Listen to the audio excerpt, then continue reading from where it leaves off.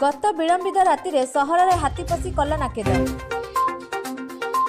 ढेंकानाल जिला कामाख्यानगर सहर भितर गतकाली राति में एक हाथी पशि उत्पात मचाइथिला। सूचना मुताबक हाथीटी प्रथमे पुराणा रेकुड़ा ग्राम में पशिवा सहित कामाख्यानगर बजार मध्य पशि उत्पात मचाइथिला। एहाकु देखि भୟରେ लोकमाने वन विभाग को खबर देइथिले। खबर पाई वन विभाग हाथीटी घौड़िबा पई विद्युत संयोग को दीर्घ समय कटिथिला। फल सहरवासी दीर्घ समय अंधार रही भयभीत हो जाइथिले। शेषे बड़ प्रयास द्वारा हाथीटी महुलपाड़ जंगल को चली जाइथिला।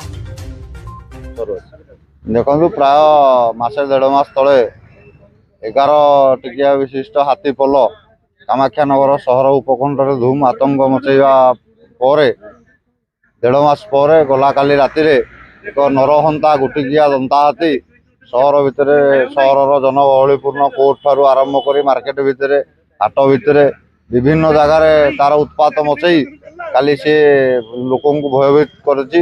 काली राति ठारू लाइन नाही, हाथीर उपद्रव, हाथी घर को किसी भांगी देइछि।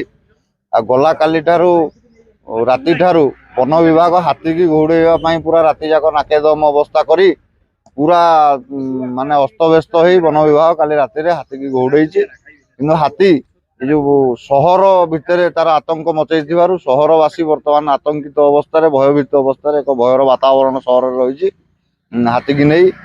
हाथी वर्तमान सहर मुहा जेहेतु परिवर्धित आमर जनसंख्या एवं सहराभिमुखी ढांचा हाथी की वर्तमान सहर को डाकी आनी। अच्छा, सहरवासी बर्तमान आतंकित अवस्था अच्छा। हाथी बर्तमान सहर अभिमुखे जेहेतु जंगल मानक खाद्य पदार्थ किसी नथिबारु हाथी आज बर्तमान सहर मुखा। बर्तमान काली ठूँ हाथी दिन में पूरा बोली कोर्ट बजार आम कामानार कोर्ट भितर पशिची आम हाट तल दे जाइए। राति सारा आम लाइन ना बर्तमान लोक आतंकित अवस्था अच्छा। हाथी डरिकी लोक कई घर बाहर ना से दंता हाथी बर्तमान कामानार सहर उपर घूरी बुलूँ। वन विभाग जो कल हाथी घोड़ियार कौन सफलता वन विभाग राति जाक काली अनिद्रा रही पूरा घोड़े हाथी की से अलरेडी रेकुड़ा पार कर दी। वन विभाग वाला भी अस्तव्यस्त हो गले हाथी जो बर्तमान लोक भी डरिकी घर आउ कई बाहर ना।